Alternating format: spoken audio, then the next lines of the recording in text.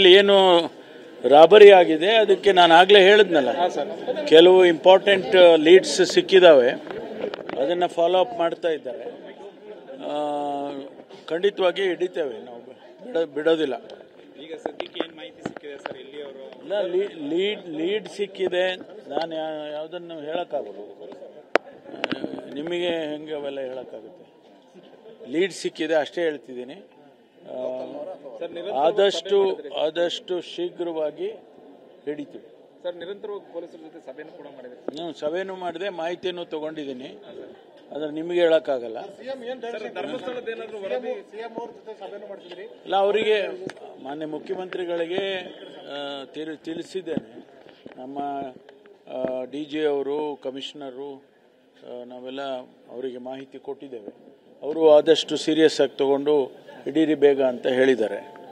ಆ ಕೆಲಸದಲ್ಲಿ ಇದ್ದಾರೆ ನಮ್ಮವರು. ಸರ್, ಈಗ ಧರ್ಮಸ್ಥಳದ ಚಾರ್ಜ್ ಶೀಟ್ ಸಲ್ಲಿಸೋದಕ್ಕೆ ಏನಾದರೂ ರೆಡಿ ಆಗ್ತಿದೆಯಾ ಸರ್? ಅಂದ್ರೆ SIT ಏನಾದ್ರು ವರದಿ ಕೊಡೋದಕ್ಕೆ ತಯಾರಿ ಆಗ್ತಿದೆ ಅಂತಾರೆ. ಅಲ್ಲ, ನಾವು ಅವ್ರಿಗೆ ಹೇಳಿದ್ವಲ್ಲ ಬೇಗ ಕೊಡಿ ಅಂತೇಳಿ. ಕೊಡ್ತಾರೆ. ನಾಳೆ ಅಂತಾನೆಲ್ಲ ಕೊಡ್ತಾರೆ, ಕೊಡ್ಬೇಕು. ಅವರು ವರದಿಯನ್ನು ಕೊಡಬೇಕು. ಅಲ್ಲಿ ಏನು ರಾಬರಿ ಆಗಿದೆ ಅದಕ್ಕೆ ನಾನು ಆಗಲೇ ಹೇಳಿದ್ನಲ್ಲ, ಕೆಲವು ಇಂಪಾರ್ಟೆಂಟ್ ಲೀಡ್ಸ್ ಸಿಕ್ಕಿದಾವೆ, ಅದನ್ನು ಫಾಲೋ ಅಪ್ ಮಾಡ್ತಾ ಇದ್ದಾರೆ. ಖಂಡಿತವಾಗಿ ಹಿಡಿತೇವೆ, ನಾವು ಬಿಡೋದಿಲ್ಲ. ಈಗ ಸದ್ಯಕ್ಕೆ ಏನು ಮಾಹಿತಿ ಸಿಕ್ಕಿದೆ ಸರ್? ಇಲ್ಲಿ ಅವರು ಲೀಡ್ ಸಿಕ್ಕಿದೆ, ನಾನು ಯಾವುದನ್ನು ಹೇಳೋಕ್ಕಾಗೋದು, ನಿಮಗೆ ಹೆಂಗೆ ಅವೆಲ್ಲ ಹೇಳೋಕ್ಕಾಗುತ್ತೆ. ಲೀಡ್ ಸಿಕ್ಕಿದೆ ಅಷ್ಟೇ ಹೇಳ್ತಿದ್ದೀನಿ. ಆದಷ್ಟು ಶೀಘ್ರವಾಗಿ ಹಿಡಿತೀವಿ ಸರ್. ನಿರಂತರವಾಗಿ ಪೊಲೀಸರ ಜೊತೆ ಸಭೆನೂ ಕೂಡ ಮಾಡಿದೆ. ಸಭೆನೂ ಮಾಡಿದೆ, ಮಾಹಿತಿಯನ್ನು ತಗೊಂಡಿದ್ದೀನಿ. ಆದರೆ ನಿಮಗೆ ಹೇಳೋಕ್ಕಾಗಲ್ಲ.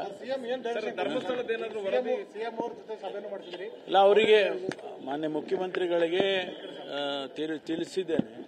ನಮ್ಮ DG ಅವರು, ಕಮಿಷನರು, ನಾವೆಲ್ಲ ಅವರಿಗೆ ಮಾಹಿತಿ ಕೊಟ್ಟಿದ್ದೇವೆ. ಅವರು ಆದಷ್ಟು ಸೀರಿಯಸ್ ಆಗಿ ತಗೊಂಡು ಹಿಡೀರಿ ಬೇಗ ಅಂತ ಹೇಳಿದ್ದಾರೆ.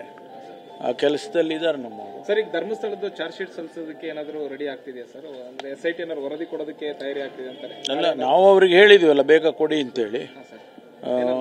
ಕೊಡ್ತಾರೆ. ನಾಳೆ ಅಂತಾನೆಲ್ಲ ಕೊಡ್ತಾರೆ, ಕೊಡ್ಬೇಕು. ಅವರು ವರದಿಯನ್ನು ಕೊಡಬೇಕು.